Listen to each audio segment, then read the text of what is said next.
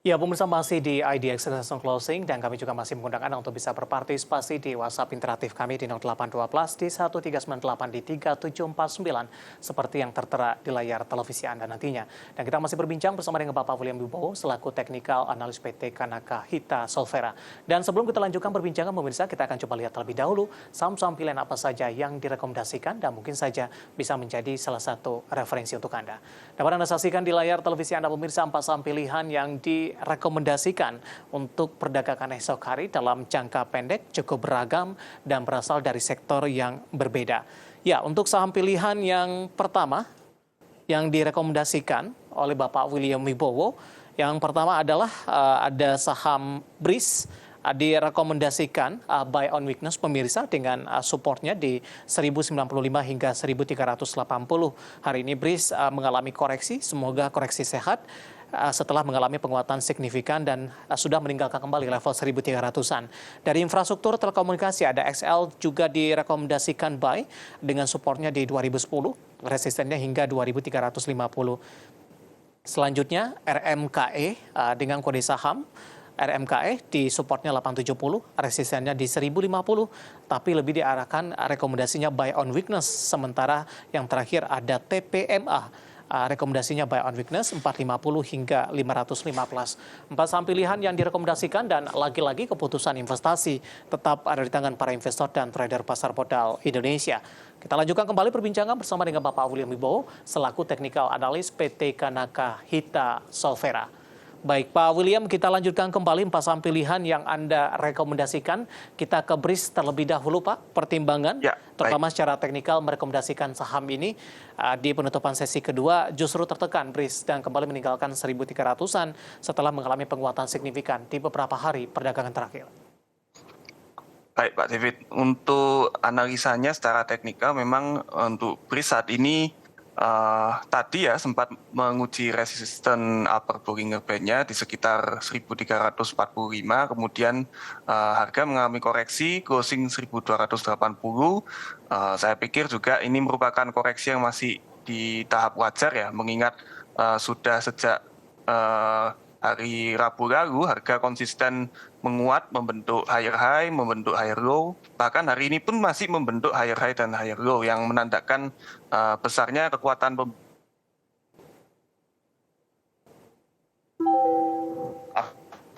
jadi sehingga saya pikir untuk saham BRIS peluang pelanjutan penguatan harganya cukup besar ya. Ya. Namun mungkin dalam waktu dekat, mungkin 1-2 hari ada peluang harga masih bisa mengalami koreksi terlebih dahulu sebelum melanjutkan kembali penguatannya.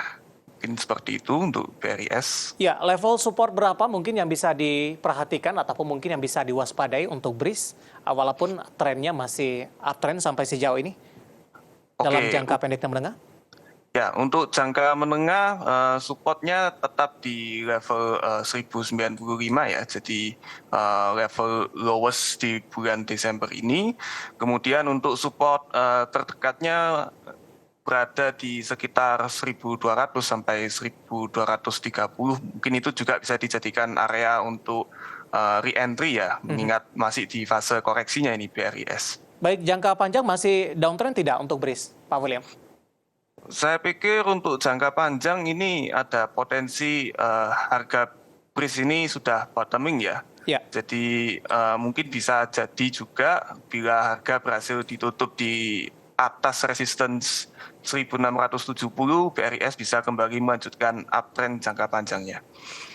Baik, dari BRIS, pemirsa kita beralih ke saham pilihan yang kedua dari infrastruktur telekomunikasi. Ada XL, juga direkomendasikan buy, penutupan hari ini 2130, menguat di 2,40%. Analisis teknikal dan pertimbangan merekomendasikan XL, Pak William.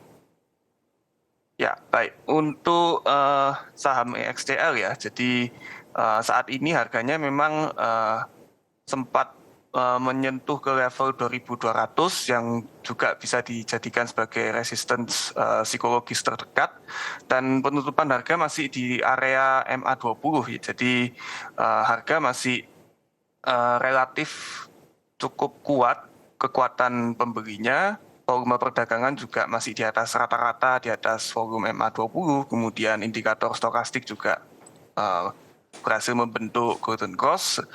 Jadi secara pergerakan harga, kemudian indikatornya, dan juga secara pola candlestick-nya, ini mengindikasikan potensi penguatan harga ya untuk EXDL. Saya pikir bisa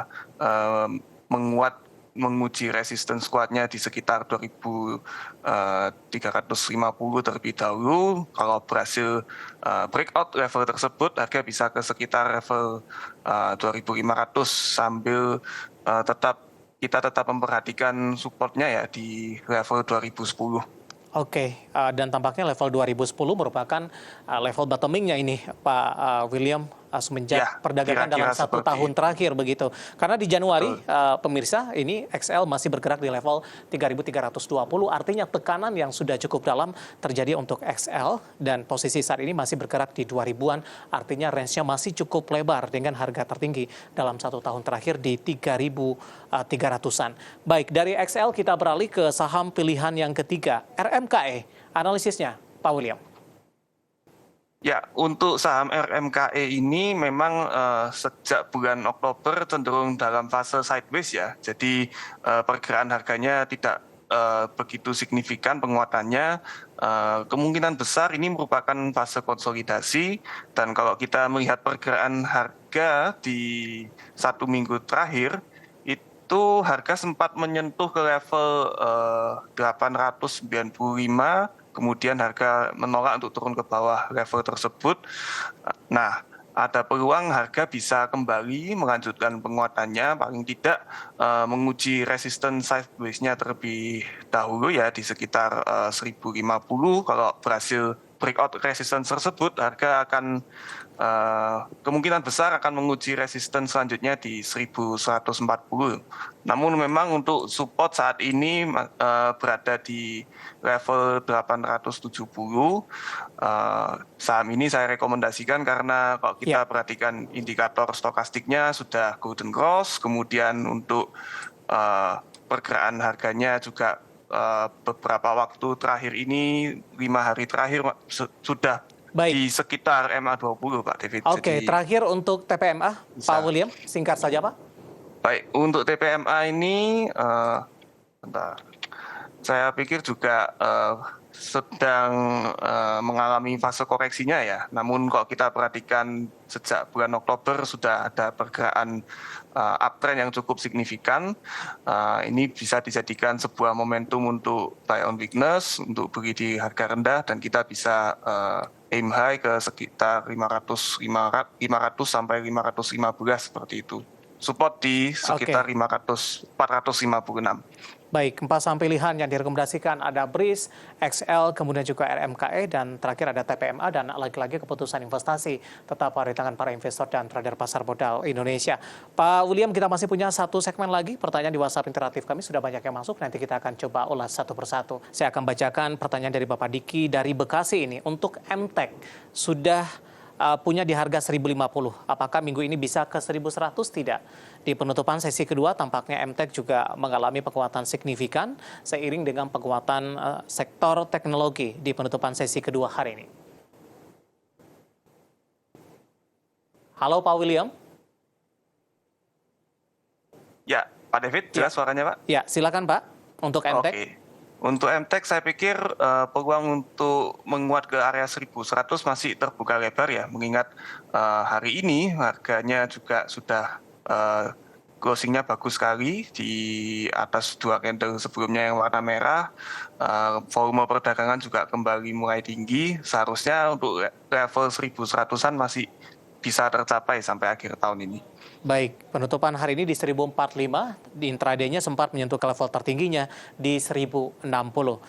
Kita beralih ke pertanyaan selanjutnya, tanpa menyebutkan nama dan lokasi. Untuk agro, sudah ambil posisi di 460 Pak.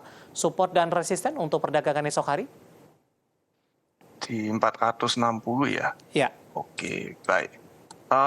Untuk agro ini saya pikir masih lebih besar peluangnya untuk melanjutkan penurunannya ya. Mengingat hari ini closing candle-nya juga hampir full body bearish candle. Untuk support selanjutnya seharusnya ada di sekitar level 400 ya, 400, 380 sampai 400 seperti itu, dengan resistance terdekat ada di level 474 ya untuk Ya. agro. Untuk pergerakan harga esok hari saya pikir masih lebih besar peluangnya untuk melanjutkan penurunannya ya. Baik, penutupan hari ini tertekan cukup dalam agro atau reject bawah sepertinya 6,58% dan ditutup di level 426. Beralih ke pertanyaan selanjutnya, ada Ibu Liana dari Surabaya. Terima kasih juga sudah bergabung menanyakan saham Doit. Ambil posisi 324, Pak. Akhir Desember, trennya up atau down ini untuk Doit, Pak William?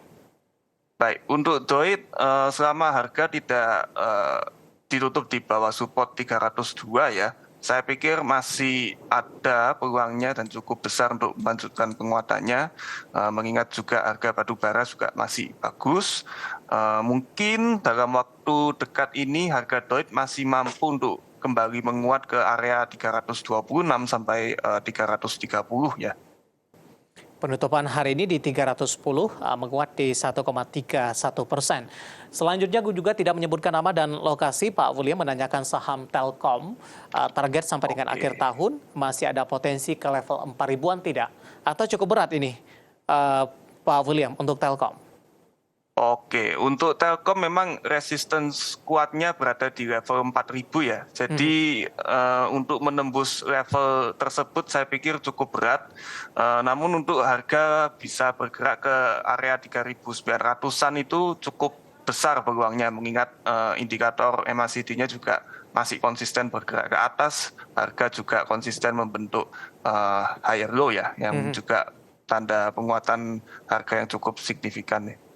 Oke, 4.000 masih ada peluang untuk Telkom menyentuh sampai dengan akhir tahun. Hari ini menguat cukup signifikan di 1,60% dan ditutup di level 3.810. Pembahasan Telkom tadi tampaknya mengakhiri kebersamaan kita. Kali ini Pak William, waktu kita cukup terbatas. Terima kasih atas waktu dan rekomendasi dan juga pembahasannya, dan semoga bisa menjadi referensi. Dan lagi-lagi keputusan investasi tetap ada di tangan para investor dan trader pasar modal Indonesia. Pak William, terima kasih sekali lagi, sehat selalu Pak. Ya, terima kasih Pak. Baik, ada Bapak William Wibowo selaku Technical Analyst PT Kanaka Hita Solvera. Dan berbincang tadi mengakhiri kebersamaan kita di IDX Session Closing untuk kali ini. Saya David San Oval dan seluruh kerabat kerja yang bertugas mengucapkan terima kasih. Sampai berjumpa kembali.